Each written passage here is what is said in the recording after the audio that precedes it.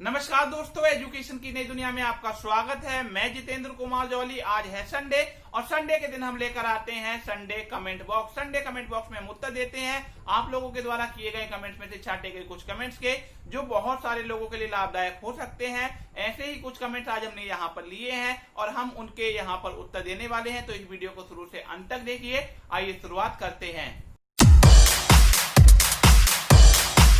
पहला कमेंट किया है आलिया सबा ने और इन्होंने पूछा है, सर क्या एक टीचर को बीईओ की तैयारी करनी चाहिए? तो जो एक टीचर हैं तो वे लोग अगर बीईओ बनना चाहते हैं तो उनको सबसे पहले इस बात का ध्यान रखना चाहिए कि उनको किस प्रकार की जॉब करना पसंद है। तो देखिए, बीईओ की जो जॉब है उसमें ट्रांसफर होते रहते हैं और जगह जगह यहाँ पर जो भी व्यक्ति बीईओ बनते हैं उनको जाना पड़ता है। तो यदि आप चाहते हैं कि मेरी जॉब एक ही जिले में स्टेबल रहे तो ऐसी दशा में आपको बीईओ का आवेदन नहीं करना है। दूसरी बात, आपको ये देखना है कि आपकी वर्तमान में सैलरी किस ग्रेड में आ रही है। यदि आप जूनियर हाई स्कूल के हेडमास्टर हैं और आप चाह रहे हैं कि बीईओ बने तो आपके लिए ये ज्यादा बेहतर नहीं होगा। यदि आप नए नए किसी भर्ती में आए हैं और 4200 ग्रेड पे पर कार्यरत हैं तो आप इसकी तैयारी कर सकते हैं। अगला कमेंट किया है विनोद कुशवाहा ने और उन्होंने पूछा है, नमस्ते सर, मैंने एमए हिस्ट्री एमएड किया, अच्छे परसेंट भी है, बट बीएससी में 44% है। प्रोफेसर अप्लाई इंटरव्यू में कोई परेशानी होगी क्या? प्लीज रिप्लाई करें। तो देखिए, जो यूजीसी के मानक हैं उसके अनुसार परास्नातक में 55% अंक होने चाहिए, अर्थात पीजी में 55% अंक होने चाहिए। रिजर्वेशन कैटेगरी वालों को 5% अंकों की छूट दी गई है। यदि उनके 50% अंक हैं तो वे लोग भी आवेदन कर सकते हैं। ऐसी दशा में इन अभ्यर्थियों को नेट होना भी जरूरी है। यदि नेट नहीं है तो स्लेट या फिर पीएचडी किया होना चाहिए। देखिए, यहाँ पर पीछे जो क्वालिफिकेशन है उसके बारे में यूजीसी द्वारा यह कहा गया है कि गुड एकेडमिक स्कोर होना चाहिए और गुड एकेडमिक स्कोर के बारे में कहीं भी स्पेशली बताया नहीं गया है। जहां तक मेरी नॉलेज है, यदि आपके बीएससी में 44% अंक है और आप आगे प्रोफेसर बनना चाहते हैं और आपके पीजी में अच्छी परसेंटेज है तो आपको यहाँ पर किसी प्रकार की समस्या आने वाली नहीं है। अगला कमेंट किया है संजीव कुमार ने और उन्होंने पूछा है, गुरुजी एमएड में कौन कौन से सब्जेक्ट होते हैं? मैंने बायोलॉजी से बीएड किया है, प्लीज टेल मी। तो देखिए, एमएड में लगभग वही सब्जेक्ट होते हैं जो आपके बीएड में होते हैं। केवल अंतर ये होता है कि एमएड में कोई भी टीचिंग सब्जेक्ट नहीं होता है। मोस्टली जो सब्जेक्ट आपने बीए में पढ़े हैं उनका ही विस्तृत रूप आप यहाँ पर एमएड में देखने वाले हैं। यदि आप लोग कमेंट करके बताएंगे तो इस बारे में एक डिटेल्ड वीडियो लाने का प्रयास करूंगा। अगला कमेंट किया है आरती सैनी ने और उन्होंने पूछा है, एमए एजुकेशन सीसीएसयू से करना चाहती हूँ, please provide link for admission. तो देखिए, इन्होंने जो ये कमेंट किया है ये प्राइवेट एमए एजुकेशन के बारे में किया है। तो देखिए, जितने भी मोस्टली विश्वविद्यालय हैं उनमें प्राइवेट फॉर्म अलग से भरे जाते हैं। पहले रेगुलर एडमिशन होते हैं, उनकी क्लासेस प्रारंभ हो जाती हैं, उसके 2-4 महीने बाद ही यहाँ पर प्राइवेट फॉर्म भरे जाते हैं। तो जब प्राइवेट फॉर्म आएंगे तो वीडियो लाने का प्रयास करूंगा। आप भी विश्वविद्यालय की वेबसाइट पर नजर बनाए रखिए। अगला कमेंट किया है कंचन मिश्रा ने और उन्होंने पूछा है, सर एंट्रेंस कब तक होगा, कानपुर या अवर यूनिवर्सिटी का? तो देखिए, किस विश्वविद्यालय का एंट्रेंस एग्जाम कब होगा इस बारे में अभी कुछ भी नहीं कहा जा सकता है। सब कुछ भविष्य की परिस्थितियों पर निर्भर करेगा। मैंने बताया था कि जुलाई माह में किसी भी विषय का एंट्रेंस एग्जाम नहीं होने वाला है। तो देखिए, अब तक जितनी भी विषय की प्रवेश परीक्षाएं जुलाई माह में होनी थी उनमें से किसी की भी जुलाई माह में प्रवेश परीक्षा होने वाली नहीं है। अगस्त माह के अंत में यदि स्थिति कुछ सामान्य हुई तो कुछ विषयों की प्रवेश परीक्षाएं आयोजित की जा सकती हैं। अगला कमेंट किया है प्रवीण तिवारी ने और उन्होंने पूछा है, कम फीस वाली यूनिवर्सिटी के बारे में बताएं एमएड के लिए। तो देखिए, यदि आप चाहते हैं कि आपका एमएड में कम से कम खर्चा हो तो उसके लिए आप किसी सेंट्रल यूनिवर्सिटी का सिलेक्शन कर सकते हैं। सेंट्रल यूनिवर्सिटी में यदि आपका सिलेक्शन हो जाता है तो वहां पर आपको सबसे कम फीस देनी होगी। आप बीएचयू से एमएड कर सकते हैं, यहाँ पर आपको एमएड करने में मात्र 10,000 रुपए का खर्चा आएगा। इसके अलावा और जितनी भी सेंट्रल यूनिवर्सिटियां हैं यदि वहां पर एमएड है तो वहां से भी आप बहुत ही कम रुपयों में एमएड कर सकते हैं। इसके अलावा जितने भी स्टेट यूनिवर्सिटियां हैं उनसे संबद्ध कुछ महाविद्यालयों में या फिर यूनिवर्सिटी कैंपस में एडेड सीटें भी होती हैं। यदि उनपे आपका सिलेक्शन हो जाता है तो 10 या 20,000 तक में भी आपका एमएड हो सकता है। अगला कमेंट किया है नवीन कुमार ने और इन्होंने पूछा है, सर जी डीआईएस ऑफिस में अगर हम नहीं जाते तो क्या ऑफिस वाले हमें बाई पोस्ट लेटर भेजेंगे या नहीं भेजेंगे? तो देखिए, आपका सिलेक्शन हो चुका है और टीजीटी पीजीटी का जो सिलेक्शन होता है वो माध्यमिक शिक्षा सेवा चयन बोर्ड द्वारा किया जाता है और चयन करने के बाद में माध्यमिक शिक्षा सेवा चयन बोर्ड द्वारा DIUS ऑफिस में लेटर भेजा जाता है और DIUS के द्वारा आपके पते पर नियुक्ति पत्र अवश्य भेजा जाएगा।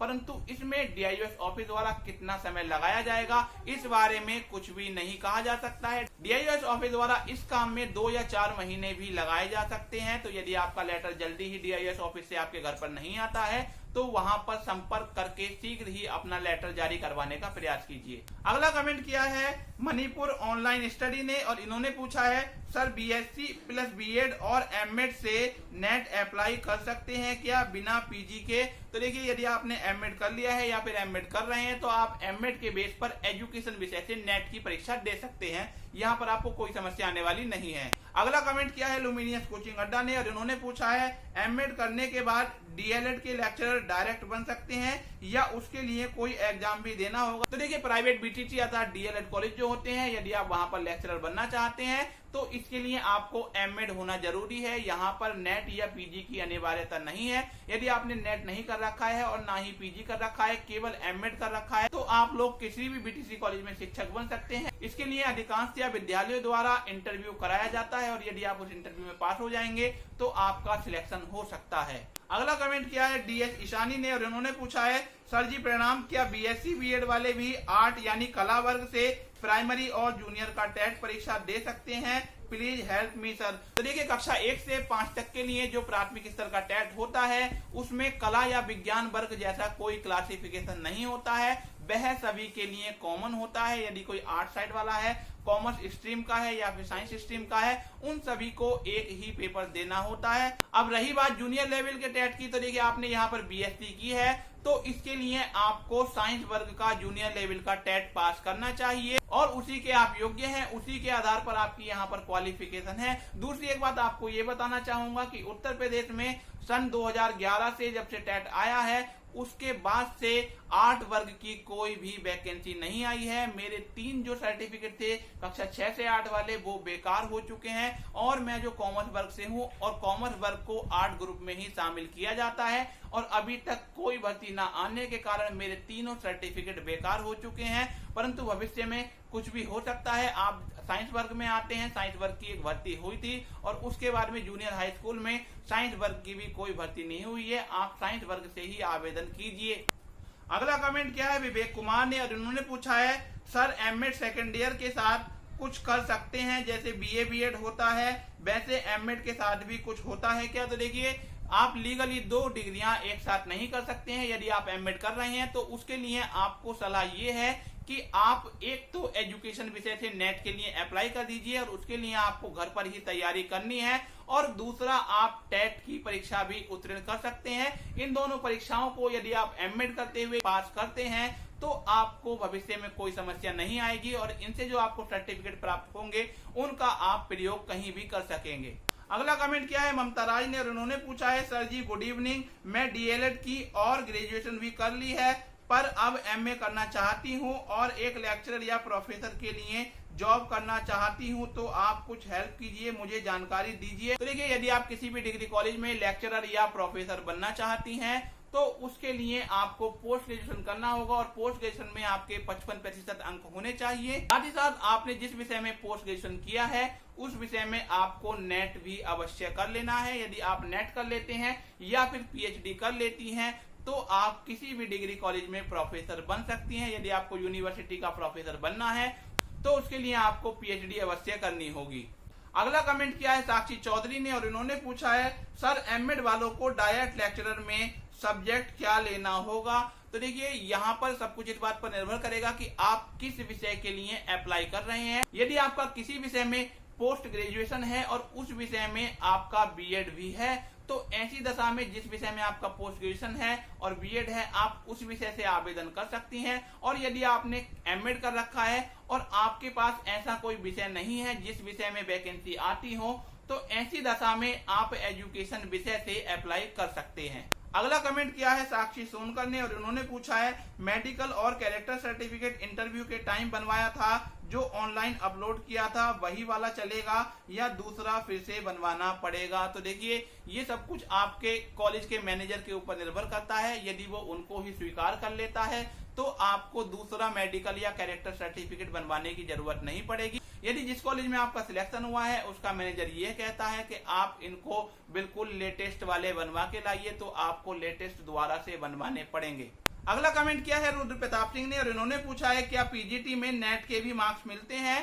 तो देखिए यूपी टीजीटी पीजीटी में नेट का कोई भी मार्क्स नहीं मिलता है। यदि पीएचडी अभ्यर्थियों ने की है तो उनको पीएचडी करने के 10 अंक मिलते हैं। यदि आप लोग चाहते हैं नेट के अंक मिले तो जितने भी नेट वाले हैं वो सभी लोग क्या करें, वो माध्यमिक शिक्षा सेवा चयन बोर्ड को इस संबंध में पत्र लिखें। और दूसरा काम ये कर सकते हैं कि वे एक कोर्ट में भी इस संबंध में अपील दायर कर सकते हैं कि जब पीएचडी वाले डिग्री कॉलेज के प्रोफेसर बन सकते हैं, नेट वाले भी बन सकते हैं, तो नेट वालों को भी यहाँ पर वेटेज दिया जाना चाहिए। यदि ऐसा होता है तो नेट के भी अभ्यर्थियों को अंक मिल सकते हैं, परंतु वर्तमान जो व्यवस्था है उसके अनुसार अभ्यर्थियों को टीजीटी पीजीटी में नेट के कोई अंक नहीं मिलते हैं। अगला कमेंट क्या है मानसी शुक्ला ने और इन्होंने पूछा है sir I have selected in TGT, should I go through now और after some days, please suggest. तो देखिए आपका जहां पर सिलेक्शन हुआ है आप अपनी डिस्टेंस देख लीजिए। यदि आपकी डिस्टेंस काफी ज्यादा है तो आप 1 या 2 हफ्ते इंतजार कर लीजिए। यदि आपकी डिस्टेंस ज्यादा ना हो तो आपका जिस जिले में सिलेक्शन हुआ है आप उस जिले में जाकर डीआईयूएस से इस बारे में संपर्क कर सकती हैं और अपनी ज्वाइनिंग की कार्यवाही पूरी कर सकती हैं। अगला कमेंट किया है चौहान क्लासेस ने और इन्होंने पूछा है सर मैंने पीजी मैथमेटिक्स से किया है, क्या किसी और सब्जेक्ट से नेट दे सकता हूं। तो देखिए आपने जिस विषय से पोस्ट ग्रेजुएशन किया है आप केवल उसी विषय से नेट की परीक्षा दे सकते हैं। यदि आपको किसी अन्य विषय से नेट की परीक्षा देनी है तो आपको उसके लिए उस विषय से पोस्ट ग्रेजुएशन अवश्य करना होगा। तो ये थे इस हफ्ते के कुछ कमेंट। यदि आपको भी किसी बारे में जानकारी चाहिए हो तो कमेंट करके बताइए। ये वीडियो आपको कैसा लगा ये भी कमेंट करके बताइए। यदि वीडियो अच्छा लगा हो तो लाइक कीजिए और अपने साथियों में शेयर कीजिए। यदि आप हमारे चैनल पर नए आए हैं या फिर आप हमारे चैनल की वीडियो देखते हैं और आपने हमारे चैनल को अभी तक सब्सक्राइब नहीं किया है तो चैनल को सब्सक्राइब कर लीजिए। सब्सक्राइब करने के बाद में बेल आइकन दबाकर ऑल नोटिफिकेशन ऑन कर लीजिए ताकि हमारी आने वाली वीडियो का नोटिफिकेशन आपको मिलता रहे। फिर मिलेंगे एक नई वीडियो के साथ, तब तक के लिए गुड बाय।